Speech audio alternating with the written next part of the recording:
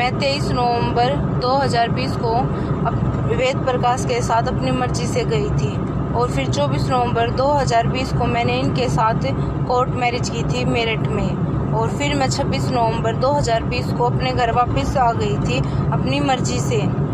उसके बाद मैं अपने पापा के साथ रोहतक रहने लगी और फिर मैं रोहतक से 3 जून 2021 को वापस वेद प्रकाश के साथ अपनी मर्जी से आ गई। फिर उसके बाद मैंने मेरे पापा से बात की। उन्होंने मेरे से कहा कि बेटा मेरा मन नहीं लग रहा है, तू मेरे पास वापस आ जा। 7 जुलाई को मेरा जन्मदिन है। उन्होंने कहा कि तू मेरे पास आ जा, मेरे जन्मदिन से पहले मेरे को मेरे जन्मदिन पे ये गिफ्ट दे दे, मेरे पास वापस आ गए। तो इसलिए आज मैं 6 जुलाई 2021 को अपने पापा के पास वापस जा रही हूँ, वो भी अपनी मर्जी से। इस दौरान अगर मेरे साथ कुछ भी हो जाता मेरे पापा के जाने के पास, तो मेरी मौत का जिम्मेदार मेरे पापा, मेरे अंकल संदीप रसोई वाले, मेरे अंकल विकास सहरावत जो कि दरियापुर हैं, ये दोनों मेरे पापा के दोस्त हैं, और मेरा भाई राकेश मलिक जो मेरी बुआ का लड़का है।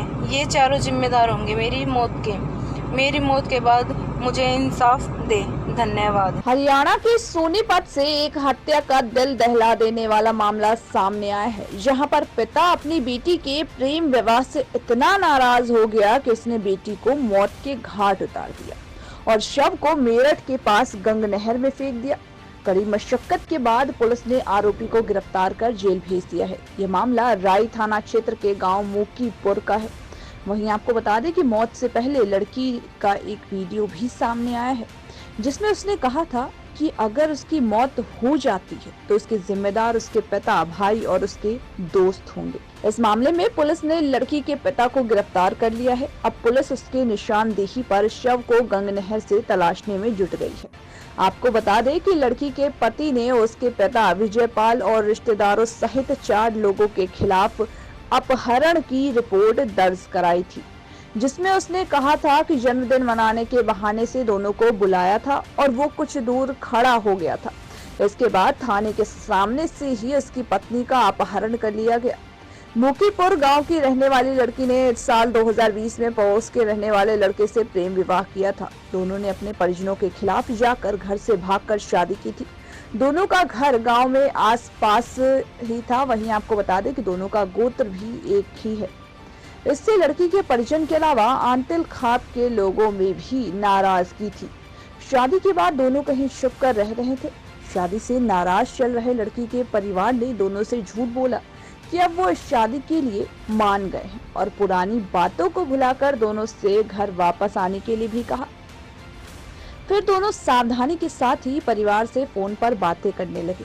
लड़की के पिता विजयपाल ने 6 जुलाई को बेटी को फोन किया और कहा कि 7 जुलाई का उनका जन्मदिन है, तुम दोनों जन्मदिन मनाने के लिए घर आ जाओ, सब मिलकर मिठाई खाएंगे और पुरानी बातों को भुला करके नई शुरुआत करेंगे। नादानी में बच्चों से गलती हो ही जाती है। दोनों विजयपाल की बातों में आ गए और सावधानी के साथ पिता को फोन कर सूचना दी गई कि वो राय थाने के सामने खड़े हैं। विजयपाल कार से नामजद आरोपियों के साथ आया और बेटी कनिका को 6 जुलाई की दोपहर को लेकर चला गया।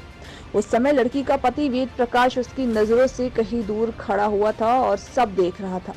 2 दिन बीत जाने के बाद लड़की के पति वेद प्रकाश ने अपने ससुर को फोन किया और पत्नी से बात कराने के लिए कहा। इस पर उसे जवाब मिला कि अभी वो सो रही है।